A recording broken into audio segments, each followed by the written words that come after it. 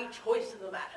There's a Mr. Bingley arrived from the north. How can that possibly affect our family? Oh, Mr. Bennet, how can you be so tiresome? You know you must marry one of our daughters. That was his design in sending here? You must go and visit him at once. There's no need. I already have. Mr. Bennet, how can you tease me so? Have you no compassion for my poor nerves?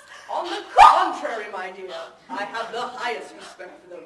They've been my constant companions these 24 years. Mr. Bennet! He must be handsome, and he is single, and he's sure to be amiable. And with 5,000 a year, never mind his looks. It wouldn't matter if he had warts. And he won't care a bit that we haven't a penny, for he has more than enough for himself and one of our daughters. I shall give my consent to his marrying whichever of our daughters he chooses. Love, hate, pride, prejudice. In Pride and Prejudice, the two Bennet sisters, Jane and Elizabeth, must confront issues of morality, upbringing,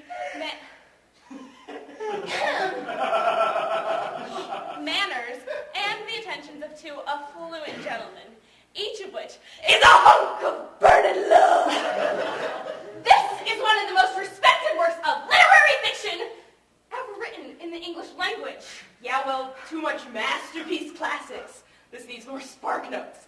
Okay, so, Lizzie And Jane meet Darcy and Bingley at the local country ball. For Jane and Bingley, it's love at first sight.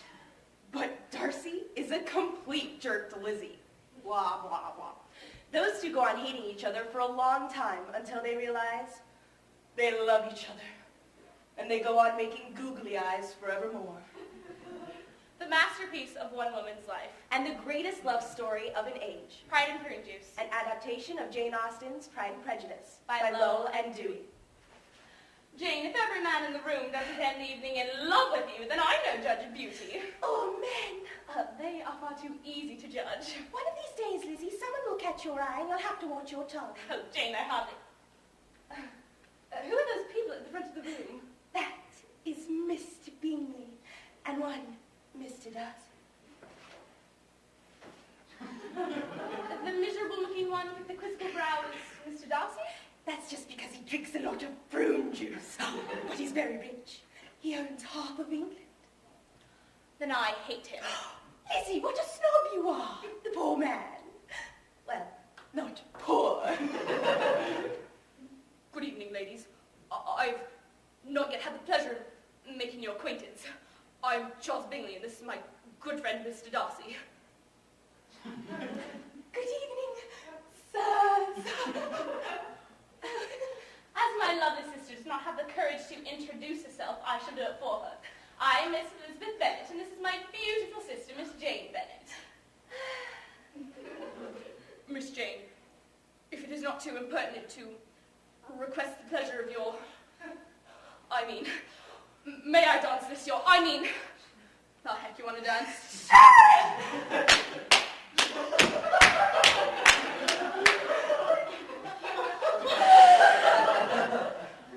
Do you dance, Mr. Darcy? Not if I can help it, Miss Elizabeth. I've never seen so many pretty girls in all my life, Mr. Darcy. On the contrary, Mr. Bingley, you were dancing with the only handsome girl in the room. She is the most beautiful creature I have ever beheld. But her sister Elizabeth is agreeable. Perfectly tolerable, but not handsome enough to tempt me. Can you believe the nerve of that man, Jane? Count your blessings, Lizzie. If he liked you, you'd have to talk to him. Oh, precisely. I wouldn't dance with him for all of England, even the miserable heart.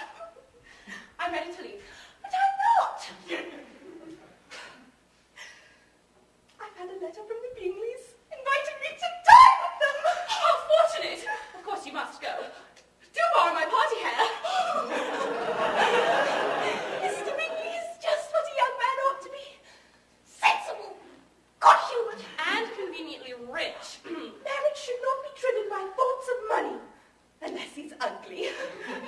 Only deep love will persuade me to marry, which is why I'll end up an old maid with 20 cats. Do you really believe he liked me, Lizzie?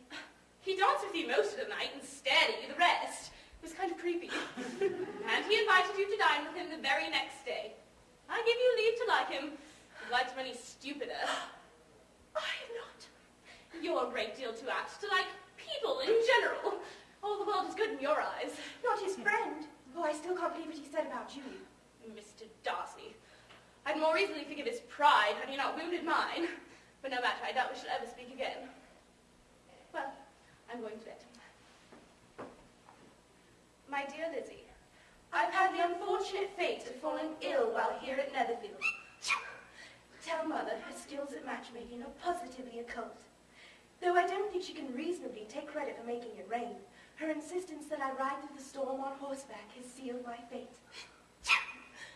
My friends will not hear of me returning home until I am better.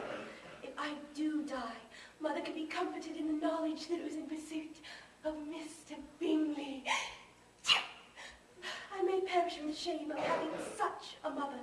However, Mr. Bingley has promised to hold a ball here in Netherfield within a fortnight. No!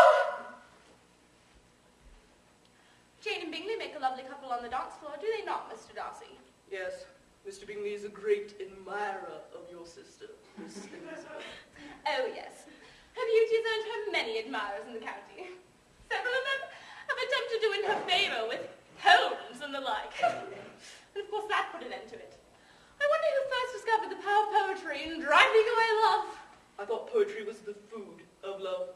Other find stout love, perhaps, but if it is only a vague inclination, then I am convinced that one poor sonnet will kill it stone dead. What would you recommend, then, to encourage affection? Dancing, even if one's partner is barely tolerable. May I have the next dance, Miss Elizabeth? Never!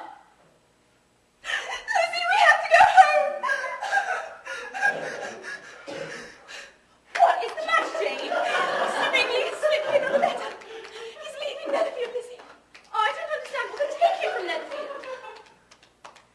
Read it. I don't mind.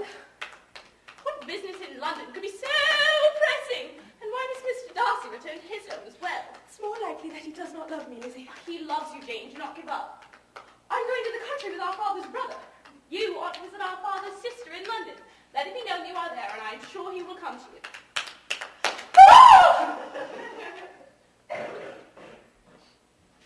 Miss Elizabeth. Mr. Darcy! What are you doing here? I heard you were staying in the country with your family. I came to pay a visit. I have struggled in vain and can bear it no longer. These past months have been a torment. I came here with the sole purpose of seeing you. I fought against my family's expectations, the inferiority of your birth, my rank, and your sister's blatant disregard for the attentions of my dear friend, Mr. Bingley. And I'll put them all aside and ask you to end my agony. Said what? I love you most ardently. Please do me the honor of accepting my hand.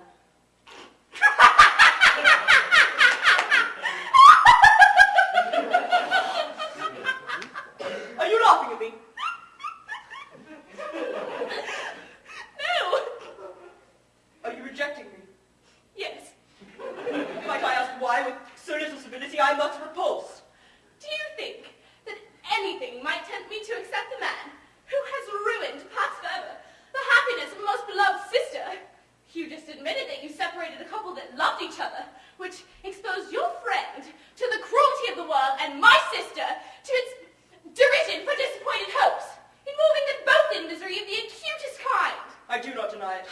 How could you do it? Because I believe your sister indifferent. Bingley, too, was persuaded that she didn't feel strongly. I ain't saying she's a gold digger. Did my sister give that impression? No! When your father paid Bingley a visit, however, your parents' intentions were obvious. Oh. Forgive me, madam, for taking up so much of your time. I'm quite over him, Lizzie. He passed me in the street, I'd hardly notice. London is so diverting. It's true. There's so much to entertain. I saw Mr. Darcy while I was away. Mr. Darcy! Why didn't you tell me? Did he mention Mr. Bingley? Oh, no! Good. No, he did not. Who's that through the window coming up the drive? Mr. Bingley! It's Mr. Bingley! Oh, my goodness!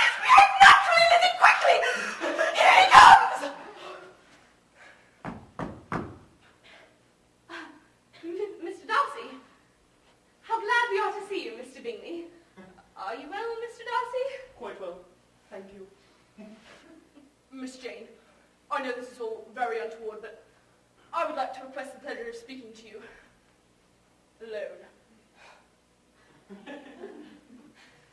First, may I say that I have been a most unmitigated, incomprehensive, hooved animal.